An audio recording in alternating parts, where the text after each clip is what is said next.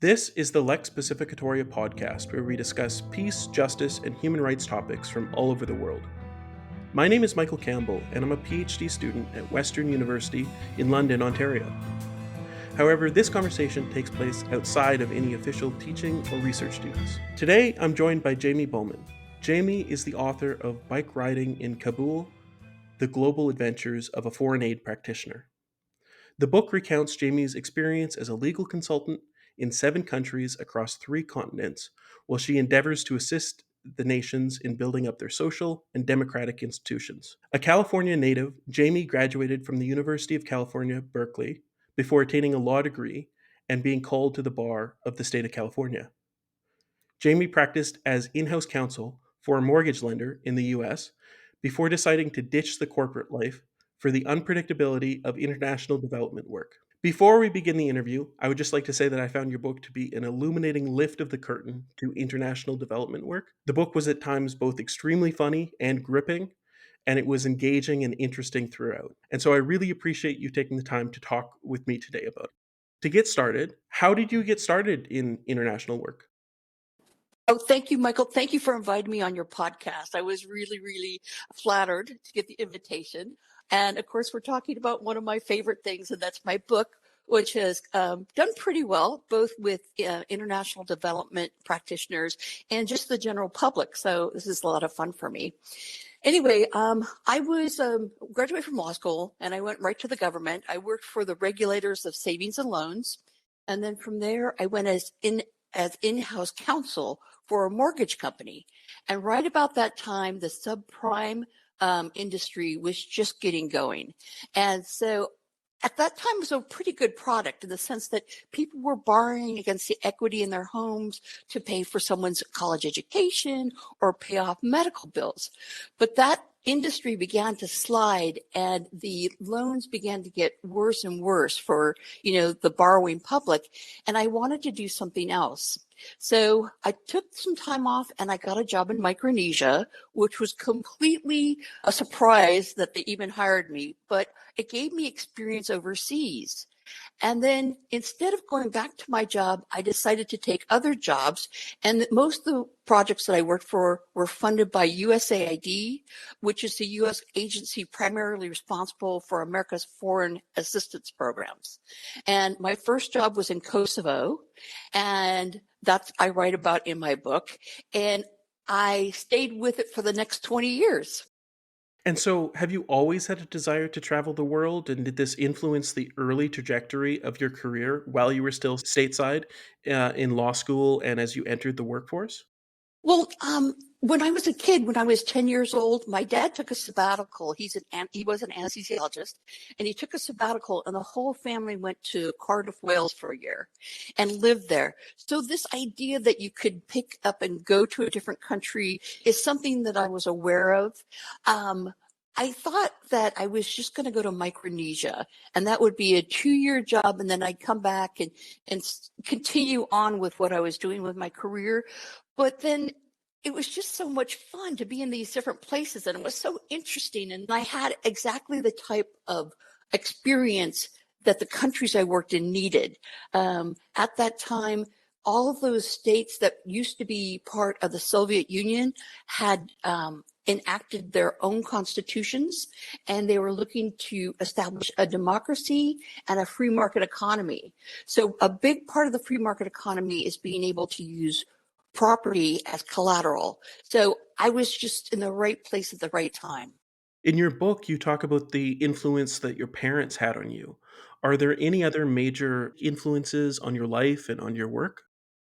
Well, let me say this about my dad. I won the dad lottery. He was just a really kind, wonderful guy.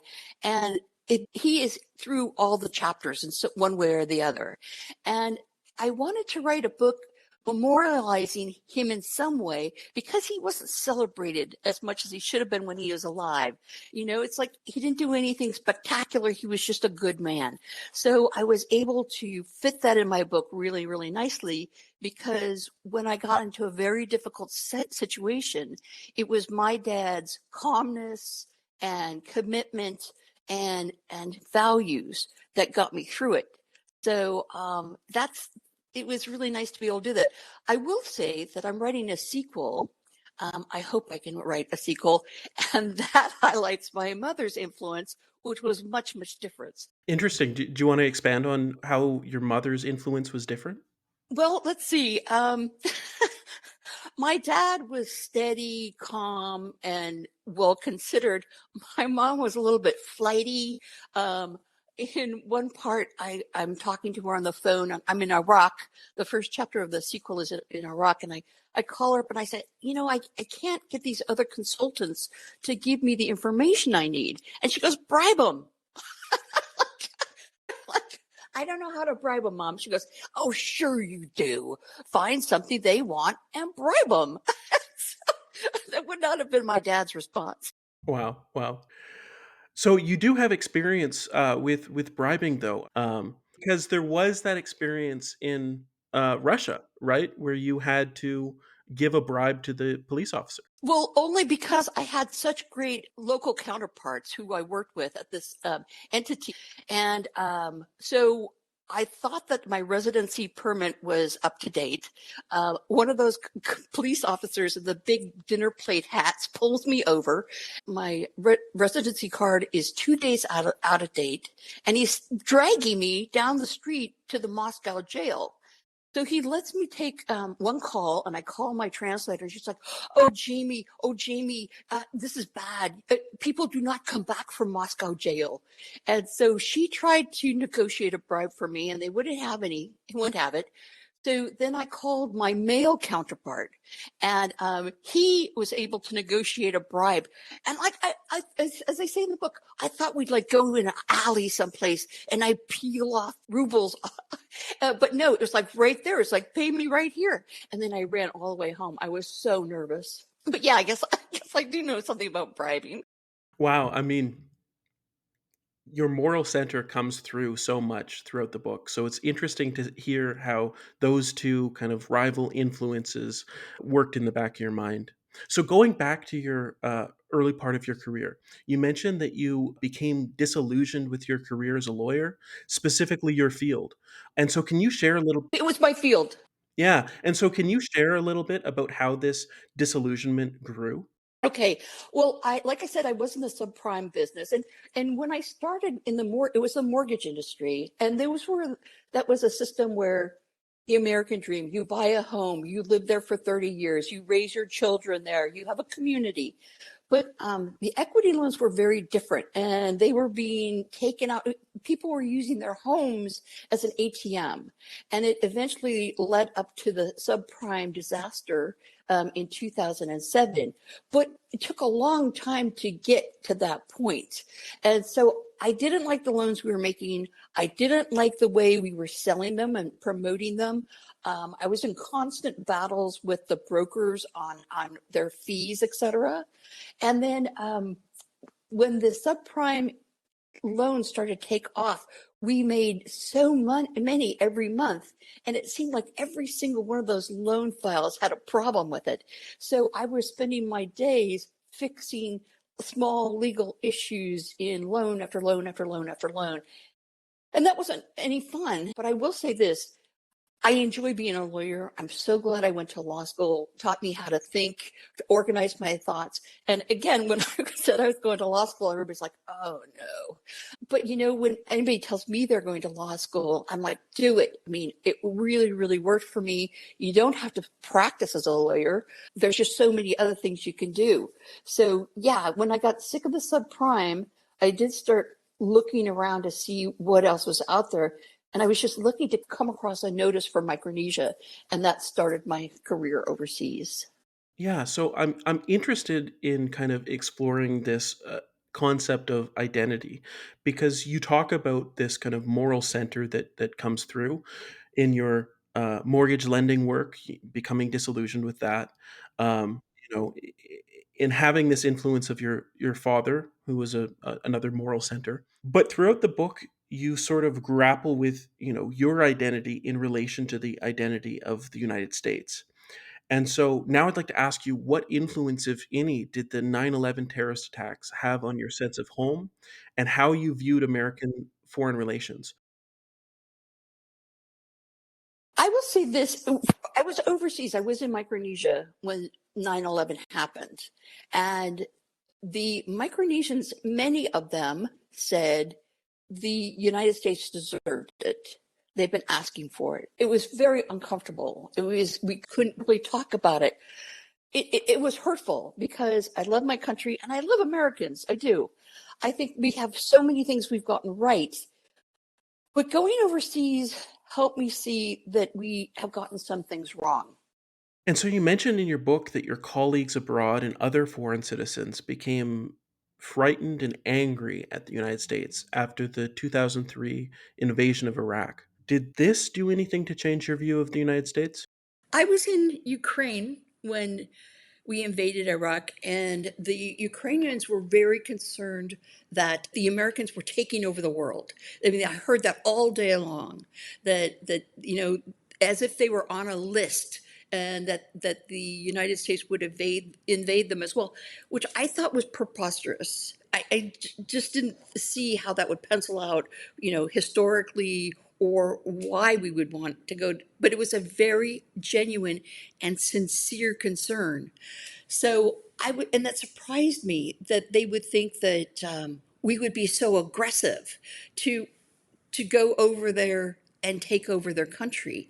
But then again, that was the feeling with Iraq in a lot of ways, that we went there without the purpose that we should have gone in there with. I mean, there wasn't enough validation for it. So you could see how they would extrapolate that and come to that conclusion. Yeah, yeah.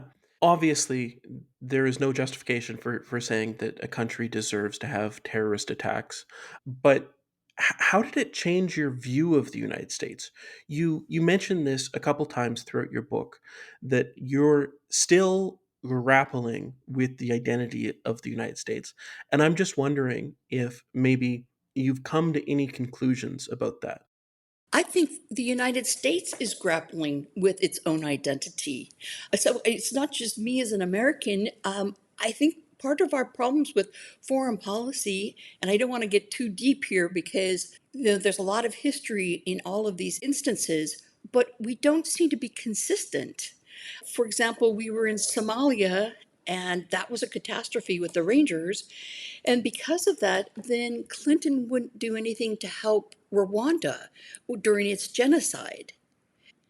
Well, nobody stepped up for Rwanda, which was terrible because the UN was there and the French were there, and we could have been there, but we didn't.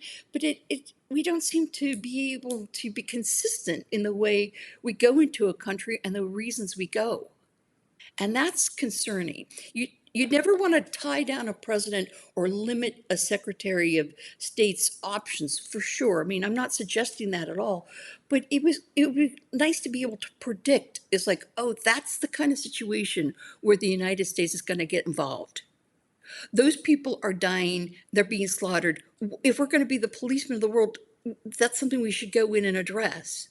But we pick and choose. And then again, we bombed Kosovo. so so the thing is like there's just doesn't seem to be any real consistency. Yeah, and one of the things that you address in your book is that there is this sense that the United States has a different kind of value of personal safety and value of life. And so, talking about your own experience, you've been to Kosovo, Ukraine, Bangladesh, Russia, Afghanistan, South Sudan, and Rwanda. And that's just the countries that you talk about in your book. Are there any countries or regions that you wouldn't go for moral or safety reasons? And has your perspective on any of these concerns changed over time?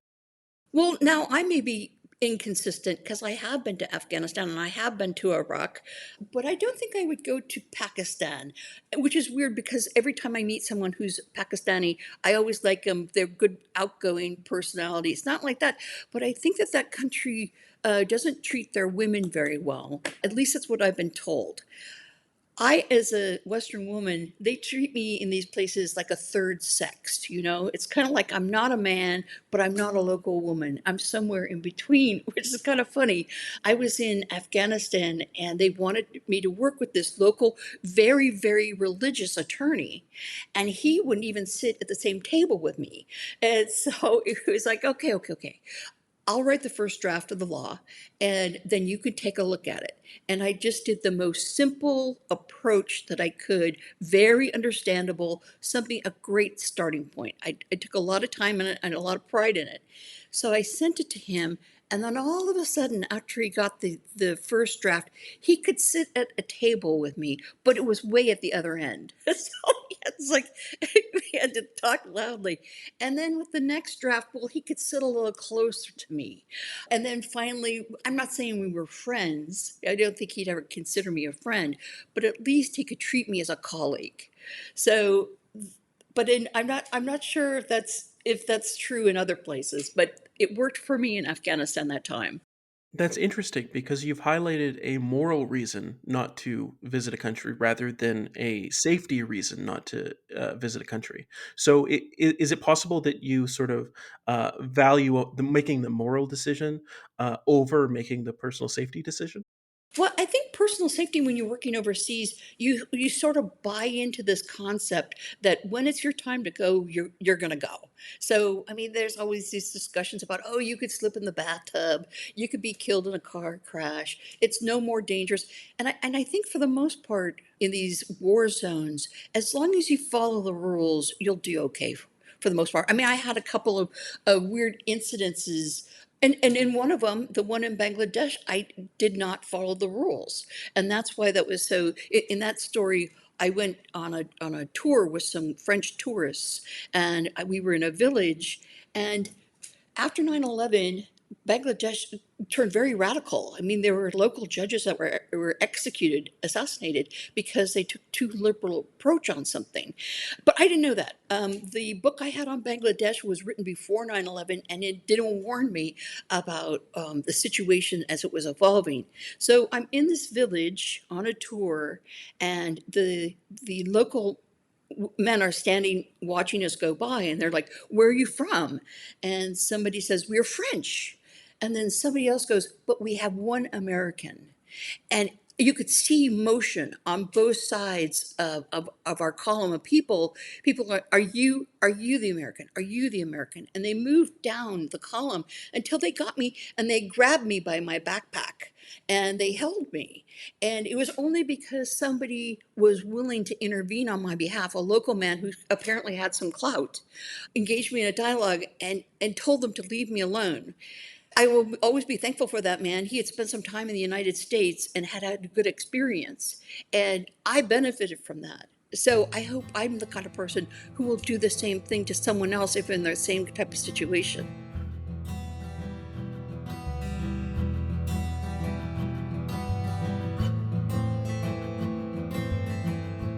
If you're interested in hearing a bonus clip from this episode, go to lexbonus.org to learn how to access bonus content and enter a giveaway.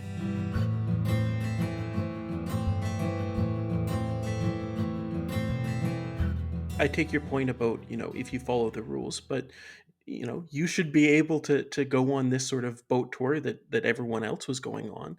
And then you talk about when you were in South Sudan, you were playing by the rules, but you still faced a situation in which your safety was threatened. So first, can you recount what you saw and felt during that explosion? Well, I remember it going by very, very fast. But other people who were there said it went on for quite a while. I lived in a recycled safari tent, so it was soft-sided. There was no real structure in to protect you, and they were collecting ammunitions to ship back north to Khartoum, and someone mishandled the material, and a couple people were killed, as I recall. And all of a sudden, there was all these rockets, like. We were being bombarded with shells, and I knew enough that I had to stay low and try and find a place to. I sat under the sink with a bunch of lizards who ran out, uh, and and although I felt that I was being calm and managing, just waiting to see what happened, I did feel my heart race, and my voice got really high when somebody came to see if I was okay. So even though I thought I was, very cool, I wasn't. I mean, my body was definitely reacting to the danger. And so looking back on that experience, do you look at that and you say like what was I doing in that country, or do you look back on that as wow, that was a crazy experience, but I still stand by the decisions that I made there? I'm more of a wow, that was a crazy decision. One thing that I would hope people take away from this book is that there's a lot of fun in this industry. Going overseas, meeting locals, getting to know them, working together on a project. There's just a lot of interesting things that happen. And of course, there are going to be some dangerous things as well. I didn't wanna leave, I didn't even consider breaking my contract then, so I guess I must have just brushed it off. I know, what a dope, right? Well, I'm not saying that. I'm trying to get a sense of, how you felt about your personal safety during this time. And I think that you've provided a very kind of illuminating answer on that. I will say this though, and I didn't put this in the book. When the ammo dump went off, I powered down my computer and I kept it with me because all the work that I had done so far, I didn't want to lose. And somebody else said, the last thing in the world I thought of was my work. It's just like, forget it. I wanted to be out of there so fast. So I guess Sudan was very difficult. I will say that. We didn't, there was no boardwalks in the camp. It got muddy. If you stepped in the wrong place, the mud would suck the shoe off your foot. And we lived in these safari tents that were very close to each other. So it was a lot to take in, but I do look back on it fondly. I mean, we did good work. We got some things done. We improved women's rights. Yeah, I suppose it's not for everybody, but it was for me. It's so interesting to hear you talk about how you prioritized your work in that way. In your book, you talk about foreign development aid as being a process of planting seeds and waiting to see what develops. But I wonder what kind of personal toll it takes on you to see some of your work fail to develop into meaningful change, or work that had been a success at one point deteriorate over time. So what's that like? Well, they say it's a marathon, not a relay race or something like that. Somebody has a saying like that. And to do reform takes a long time. And in some places, it goes quickly because you have the government's support. Like Rwanda, it's supposed to be a democracy, but Paul Kagame is pretty much, they call him a benevolent dictator. I don't know if that's true, but he's definitely calling the shots. So he said these reforms are going to be put in place, and they were. So there was no question about it. It's the same thing in Vietnam. They're communists, but they've decided to do a free market economy. So those changes get through quicker. But in other places where you don't have so much of the government support, you really have to work with your local counterparts. So when the project is over and some other donor or another project will take it on, there's somebody there prepared to work with it, someone who understands the benefit of the country. So that's the kind of seeds I'm talking about. It's like you've got somebody there who understands the system, why it's important, why it can benefit the country, and that's a big deal. Somebody asked me about Afghanistan not too long ago, and it wasn't completely for nothing. That was something the question was. And when the U.S. went into Afghanistan, the central bank building there was literally wide open. Like the doors did not lock, they swung in the wind. There was no security. The types of computer systems were old and out of date. They didn't have the systems in place that they needed. So the US went in there and with several of the government agencies helped with capacity building, got the new computers in, taught people that the importance of coming to work, putting together the systems for running a government. Now, the Taliban came back in, and the question is, well, was it for nothing? No, those people are still there. Those people still know how to run a government. They're going to be used, I think, at some time. So maybe even that was planting a seed. Yeah, yeah, absolutely. Um, So you spent time working in both Afghanistan and Ukraine, and I take your point about it absolutely not being for nothing, because you have improved the lives of people, while you were working there and for a period of time. And as you say, some of the changes stuck around even when the Taliban regained control. But I want to know about how. that feels to watch the US withdrawal from Afghanistan or Russia's invasion of Ukraine? And do you have a sense of, oh no, some of this work is going to be eroded? And tell me what that sort of feels like. Well, they're very different situations, but in Ukraine, every single Russian I've ever met has always said Ukraine is part of Russia. And so the fact that Russia went in there didn't surprise me. Um, it just, they've said it's where we get our wheat. It's very important to the way Russia operates. And so both, I think I heard Bill Clinton say the same thing. That was just inevitable. And I wasn't surprised about that so much. I don't support it, but I wasn't so surprised about it.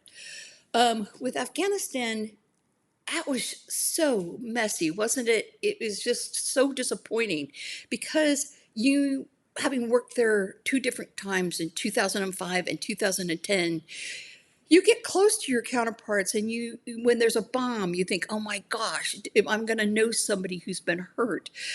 You want the best for them. You want this country to survive and thrive. And when something so catastrophic happens, it really is heartbreaking. In the first chapter of my sequel, which is on Iraq, I was in Baghdad the morning of December 22nd when 11 bombs went off all over Baghdad. And I remember just lying in bed, hearing them go off one by one, thinking, my guys, that my team is out there and their family is out there. So before, where you see those pictures of the twisted metals and the concrete rubble, now you know people that might live there. So it's a very different thing. Yeah, yeah, absolutely. Going back to the example of Ukraine, in your book, you quote a Ukrainian colleague as saying that having Russia as a neighbor is like having a giant bear peeking over the fence, in that sooner or later he will get hungry. You mentioned that there was this sense of inevitability that Russia would invade Ukraine. Why is it, do you think, that that isn't a message that got through to the West?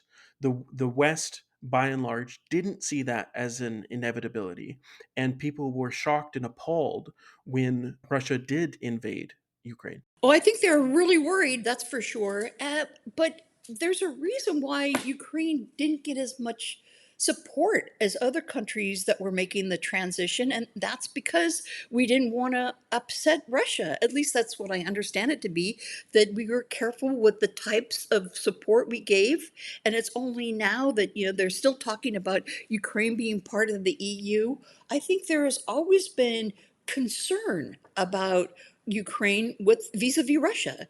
So if people say they were surprised by that, I think they may be surprised by the scale of the invasion, that they really are in there trying to take it back over. But as far as Russia's interest in Ukraine, I don't think that's a surprise to anybody. And so, going back to your position in foreign development aid, I'm Canadian. And there is this saying about goaltenders in hockey, that goalies are just built differently. They're just odd. They're just weird. Why is that? Because they professionally step in front of the puck, right? They take pucks to the face many times a night.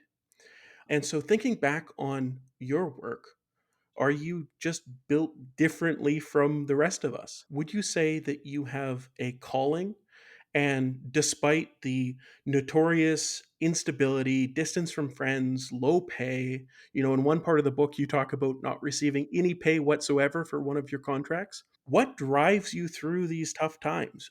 I don't think so. I think most people would want to have the kind of career I had. It's interesting. Every single day is different. You meet crazily interesting people. Some of the smartest people I've ever met in my life were educated in Khartoum or educated in Dhaka. It's just like it gives you a sense of the world, and it was just so interesting to be in these places. Um, am I built differently? I don't think I have the same sense of danger. I mean, I it doesn't chase me off to think that there'll be weapons and there'll be tanks or anything like that. But I do have a good sense of adventure. That's for sure. Yeah, that's fair enough. So going back to this idea of America's place in the world, throughout the book, you wrestle this idea of the ethics of foreign development aid. Essentially, there's this tension between implementing the effective ways of shaping government that have been successful in the West and the democratic principle of a government as an expression of local citizens. So, when is it appropriate for foreign actors to step in and guide a nation away from a course that they're pursuing? I wrestle with that question on every single project, honestly. And it's a huge issue right now. It's the World Bank, when all these states declared their independence from Russia, they went in with a whole reform program, which is constantly criticized now. It's like too much of a one size fits all. And I do see that. I see when the United States pulls aid because the country isn't doing what the US wants to do, it's no longer aid, then, is it? It's a payment. So, aid, in my mind, should be without strings. We're going to give you this, and that's mostly humanitarian aid. But the stuff that I do, the reform work, there's usually a connection. Like, we're either furthering our own foreign policy, we want to open up the country for more trade. We see opportunities there for trade. So there's usually another reason there. So you have to separate humanitarian aid and the reform work. But I see this all the time and I struggle with it. If we're requiring a country to do something that they're not disposed to doing in exchange for health care for mothers or health cares for babies, I have a problem with that. But not everybody feels that way. They say, "Well, it's things that are bought and paid for." But the bottom line is, I really don't have a good answer for you because things change are so different in even though they sound the same. We give aid here, but we pull it there. The EU is trying something which is called the Anything But Arms Treaty, I guess. And the lowest ranking countries in the world, the 49 most impoverished countries, can participate. And what they do is they get free access to their markets without paying trade fees or tariffs. And in order to help those countries become more involved. And they have actually pulled that from like a country in Cambodia. And the difference is they had a contract. It's like if you're going to participate in this program, you have to abide by this, and this, or else you will no longer have access. And I don't know, that to me has maybe it's the lawyer in me that kind of makes sense to me. It's like you understand where we are. If you breach, we're going to pull the benefit. There's something to that, I think. But I mean, it's still a pretty young project. I think it's only 10 or 12 years old, so we'll have to see.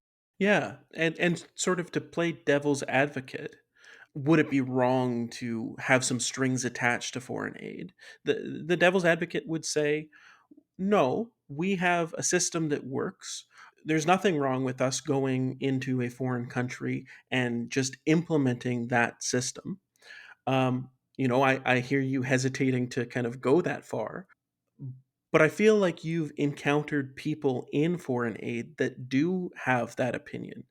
And so how do you deal with people that take that perspective? Um, I'm really lucky in that the area that I work in most frequently, the access to credit, is usually supported by both sides.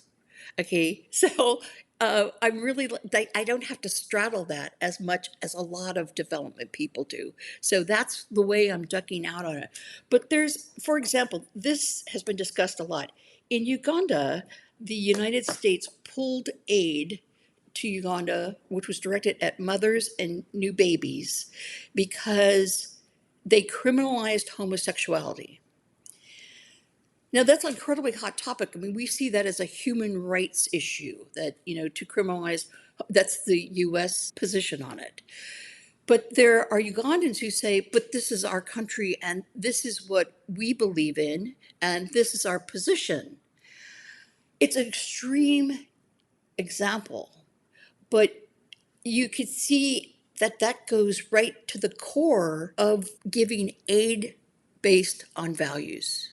Yeah, and so much of international law is developed by these extreme examples that push for new protocols and push for a new way of operating in the world. It's tough stuff. Well, let me say something about the Canadians and the way they do foreign aid.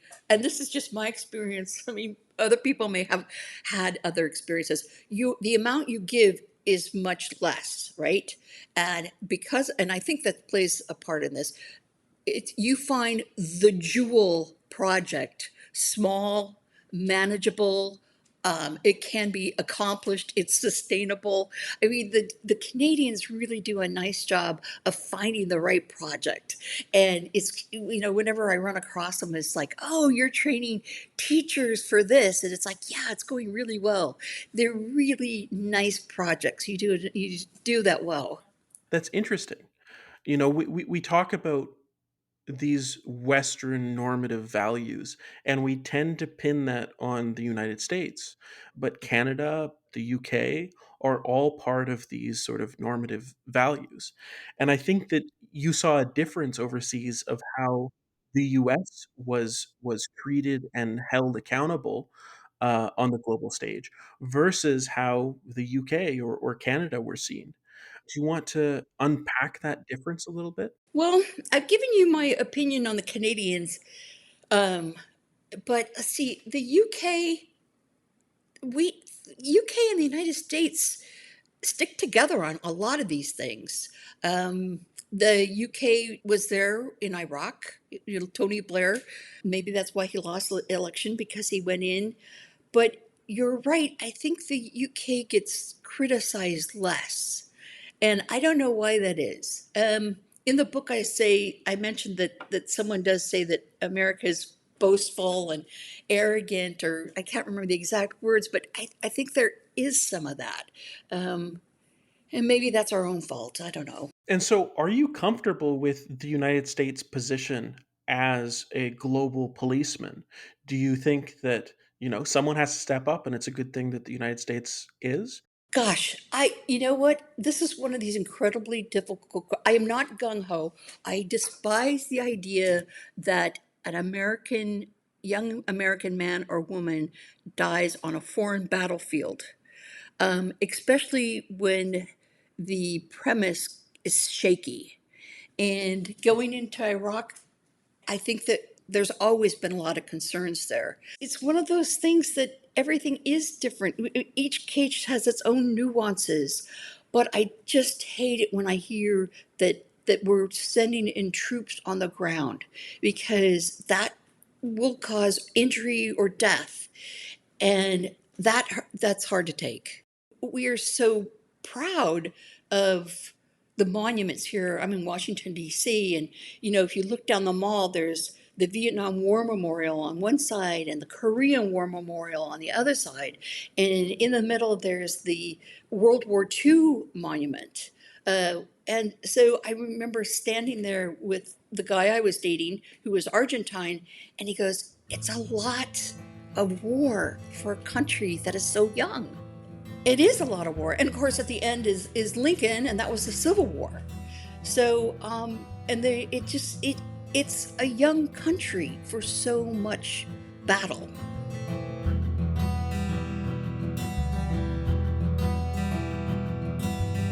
Now I'm going to switch over to a guest question from Melissa Pitotti. If you're interested in learning how you can ask a guest question, go to ask.lexbonus.org. Hi, Jamie Bowman. This is Melissa Pitotti from the Embodying Change podcast.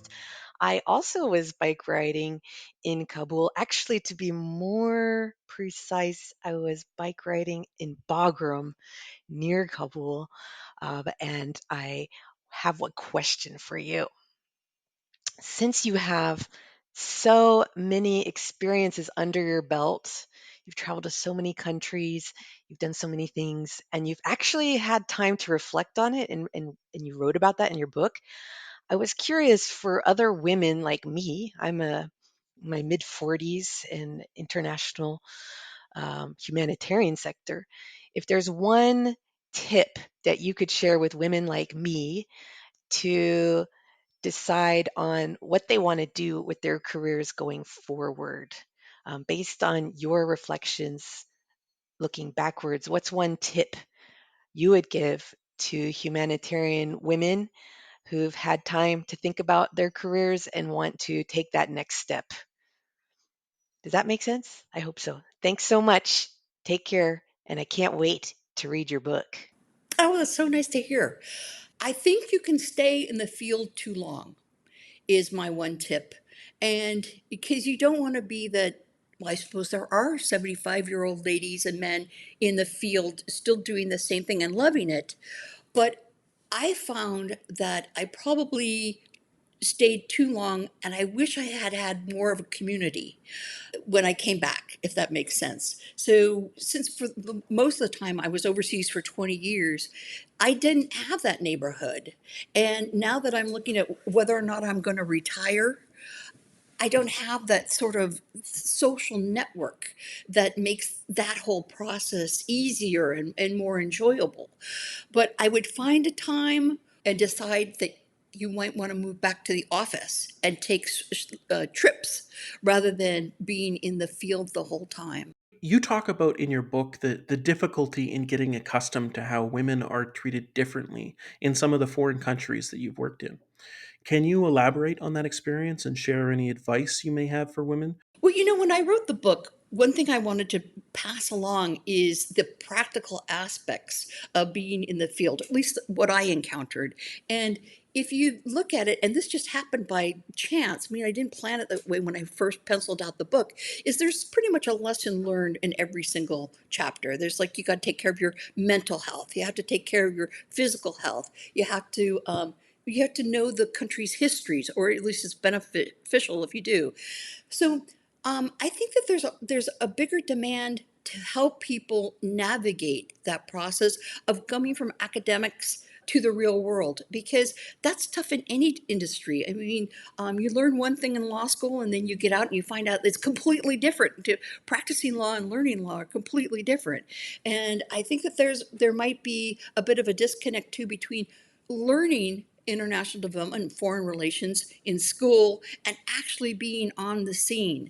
So I would think that there will be more opportunities for people with that kind of experience to help the new generation. That's so interesting.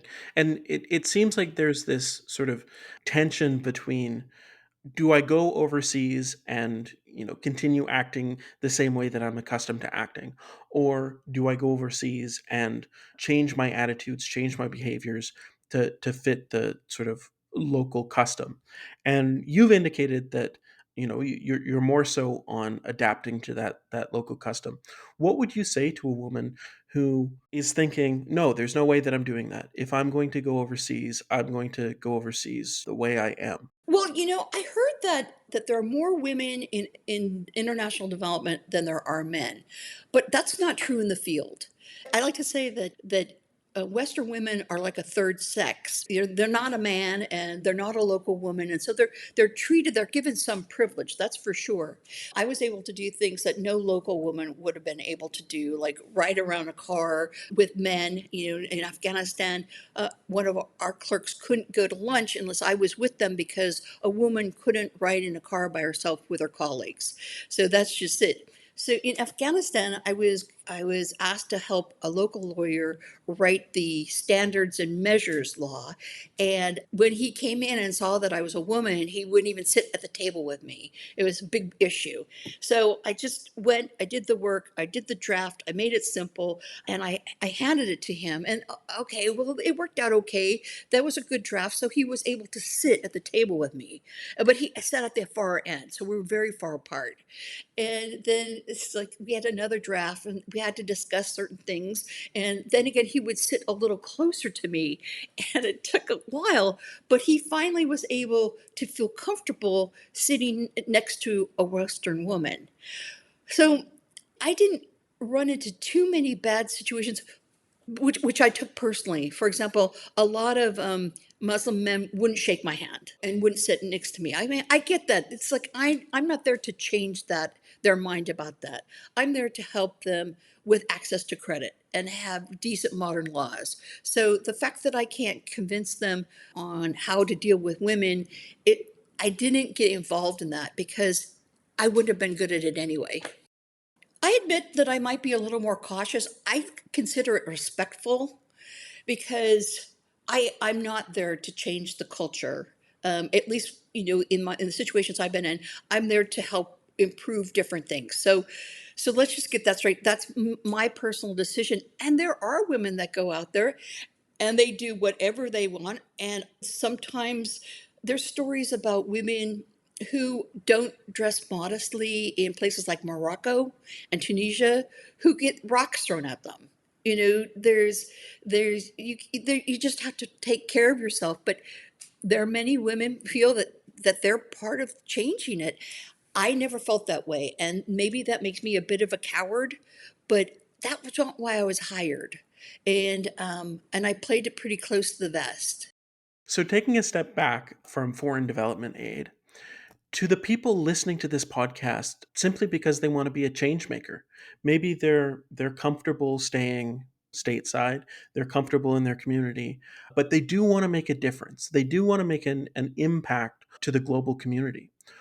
What advice would you give them? Well, I think words like disruptor and change maker are a little bit arrogant to think that you are going to be able to make them. And there are certainly people, exceptional people, who are change makers and are disruptors.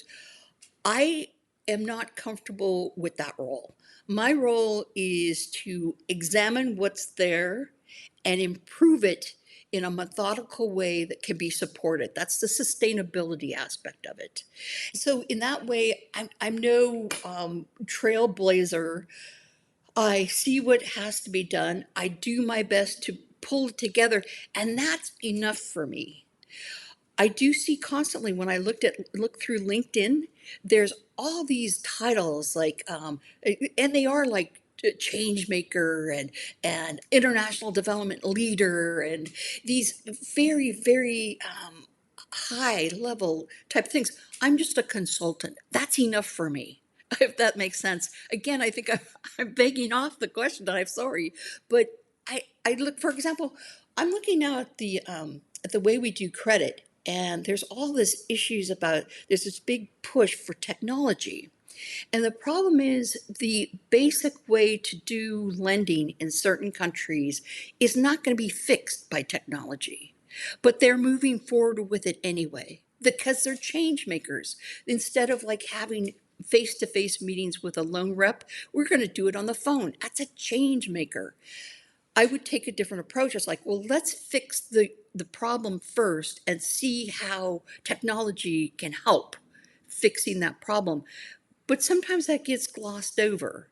So I'm more of a reformist than a change maker. And those change makers, as long as they do no harm, I guess we got to support them. That's a really interesting answer. I appreciate you criticizing me. I used a buzzword, and that is fair. Oh, I wasn't. I didn't mean to criticize you. No. It's fair to sort of criticize the buzzword and this idea of I'm going to go enter the global stage and I'm going to go make a splash because I think that you've demonstrated how change is sort of incrementally made. But you have gained a wealth of experience in your time abroad that is broadly applicable to all types of careers. So I'm wondering if you have any sort of general career advice that's informed by your international experience. I'll tell you this, pay attention to everything that you're dealing with. For example, if you go to the US government first, pay attention to how things are done because chances are when you go overseas, they're going to want to know how a process to put in a place. If you have use of a guide, keep a copy of that guide.